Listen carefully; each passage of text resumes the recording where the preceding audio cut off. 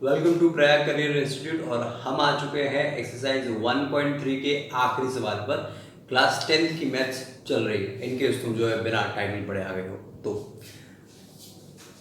इस क्वेश्चन में भी वही सेम बात। पूरी एक्सरसाइज में ये बोला गया है कि इरेशनल प्रूव करो, इरेशनल प्रूव करो। हमारे कान थक गए, पर ये एक्सरसाइज नहीं मान के दी और ये आखिरी सवाल पर हमको ले गए। इन तीनों में और सारे हर जो प्रोसेस है तीनों करने वो सेम है, बस इस पहले वाले में हल्का सा जो है चेंज आ जाता है। बाकी ये दोनों आसान है, फिर से इजी पीजी। ठीक है, तो पहला वाला करते हैं पहले, बाकी तो फिर करते हैं। तो पहले 1/√2 को इरेशनल प्रूव करना है, तो कैसे करेंगे? सबसे पहले let 1/2 be a rational number. तो भैया इसको रैशनल नंबर मान लो। ठीक है, इसको रैशनल नंबर मान लो। एक हाइपोथेटिकल सिचुएशन मान लो कि मान लो अगर ऐसा होता। तुम सोचते हो ना कि यार स्कूल में हम फंसे हुए हैं और जो है आतंकवादियों को हमला हो जाए तो मैं क्या करूँगा। तो ऐसे ही मान लो कि भैया 1/√2 मान लो एक रैशनल नंबर है, फिर तुम्हारा सपना टूट जाता है तो वो सब झूठ हो जाता है। तो ऐसे ही असम्पशन अभी हम जो माना है थोड़ी देर में झूठा साबित हो जाएगा, तो हम बोल देंगे कि नहीं नहीं नहीं ये रैशनल ही है। ठीक है, चलो let 1/√2 be a rational number. इसका मतलब क्या हुआ कि 1/√2 किसके बराबर होगा? p बाय q के बराबर होगा। ठीक है, where p and q are co-prime integers and q is not equal to। इतना तो अभी तक हर सवाल में करते आए हैं हम। यहां एक और चीज तुम्हें करनी है, तुम्हें यहां p को भी and also p is not equal to 0। यहां तुम ये भी कहना है कि साहब p ही 0 के बराबर नहीं है।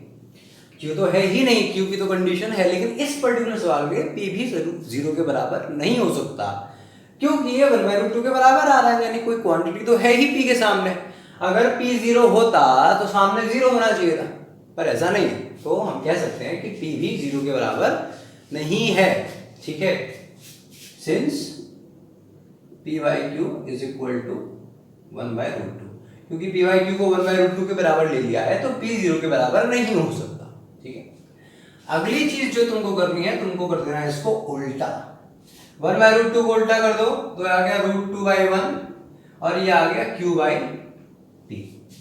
भैया रैशनल नंबर क्या पढ़ा है हमने कि ऊपर न्यूमरेटर होना चाहिए, ऊपर कुछ हो नीचे कुछ और, नीचे वाला नंबर 0 ना हो। ठीक है, और दोनों को प्राइम्स हो।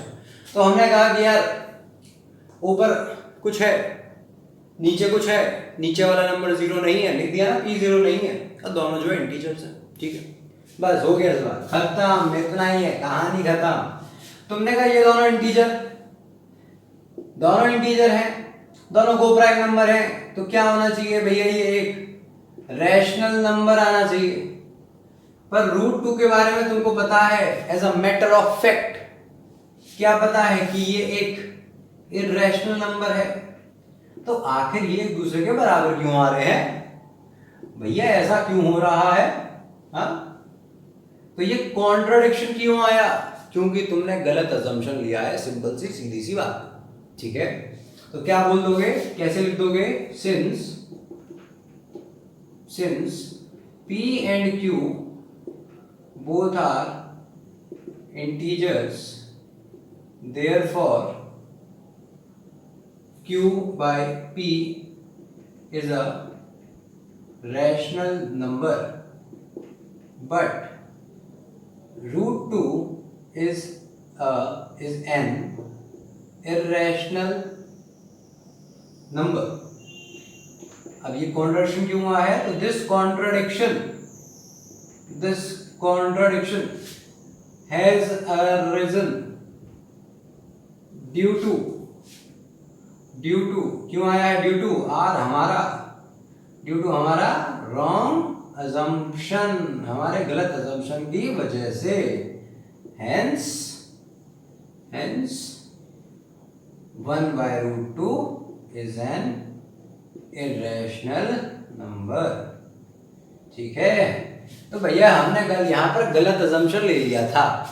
ठीक है, गलत अजम्पशन तो हम जिंदगी में खूब लेते रहते हैं, लेते कि नहीं लेते?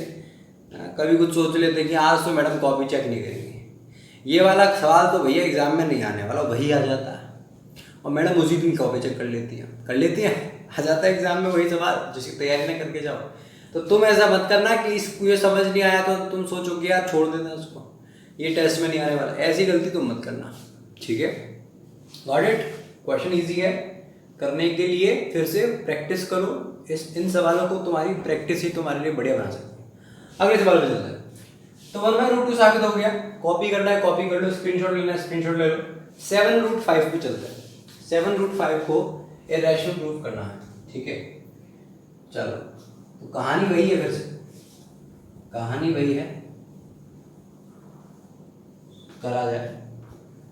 तो इस बार क्या करना है, सेम वही चीज, let 7√5 be a rational number. तो 7√5 को 7/√5 को p/q के बराबर कर लिया, ठीक है। अच्छा 7/√5 है, 7√5, सॉरी माय मिस्टेक, देखो हो गई गलती, गलत असम्पशन ले लिया, चलो कोई बात नहीं। तो 7/5 is equal to p/, where p and q are co prime integers and q is not equal to 0। क्या करना है, फिर से √5 को अकेला छोड़ दो, ठीक है। तो 7 और √5 का जो रिश्ता है वो किस चीज का है बताओ, मल्टीप्लाई का, 7 मल्टीप्लाई √5 का। तो 7 को उधर डिवाइड में भेज दो, √5 इज इक्वल टू p/7। देखा, हो गया ये भी यहाँ खत्म, बस अकेला छोड़ना था √5 को, खत्म।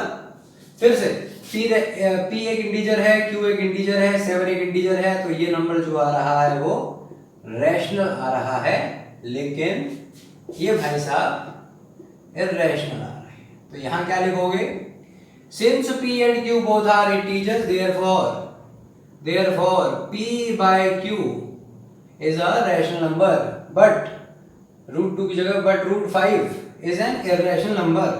This contradiction has arisen मतलब उठा है, आया है, due to our हमारा wrong assumption, hence 7√5 is an irrational number। तो भैया एक ही तरीके से ये भी सवाल भी हो गया, ठीक है। अगले पे चले, अगला 6 + √2। तो इससे यानी क्वेश्चन 2 भी कुछ ऐसे ही था, प्लस के फॉर्म में, तो ये आसान है, 6 + √2 भी आसान है। 6 + √2 को भी किया जाए, चलो ठीक है। फिर से इसको हटा देंगे हम, ठीक है।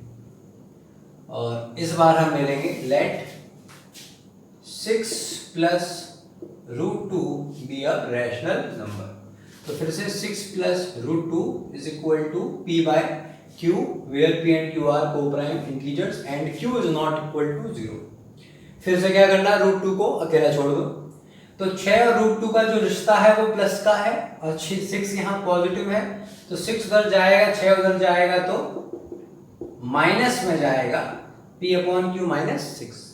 एलसीएम ले लो, √2 is equal to p - 6q/q, ठीक है। फिर से वही कहानी, मेरी जुबानी सुनो, p integer, q integer, q integer, 6 integer, तो ये जो नंबर बन रहा है पूरा का पूरा ये एक रैशनल नंबर बनेगा, लेकिन ये इररेशनल नंबर ऑलरेडी हमें पता है कि है। तो फिर से क्या है, कॉन्ट्रडिक्शन अराइज हो गया, ये दोनों बराबर आ रहे हैं जबकि बराबर आने नहीं चाहिए थे। कैसे हो सकता है कि एक रैशनल नंबर इररेशनल नंबर के बराबर हो, ये संगम इनका कैसे हो सकता है? ऐसे हो सकता है क्योंकि हमने असम्पशन ही गलत लिया है, ठीक है, हमने इनको शुरू में गलत मान लिया। तो क्या लिखोगे, since p and q both are integers and therefore p - 6q/q is a rational number, but √2 is an irrational number. This contradiction has arisen due to our wrong assumption.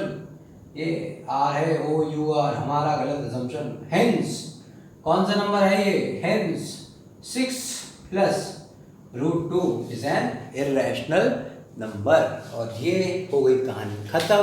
ये तीनों सवाल को करने का तरीका एक साथ था, बस पहले वाले का हल्का सा तोड़ा बड़ोड़ा हमने, और इसी के साथ ये एक्सरसाइज समाप्त होती है। आपसे मिलते हैं अगली एक्सरसाइज में। कृपया करके इस एक्सरसाइज को हल्के में मत लेना, सवाल करते रहना, तब तक करना जब तक यहाँ और यहाँ न बैठ जाए। ठीक है, okay guys, all the best, see you in my next class, bye bye.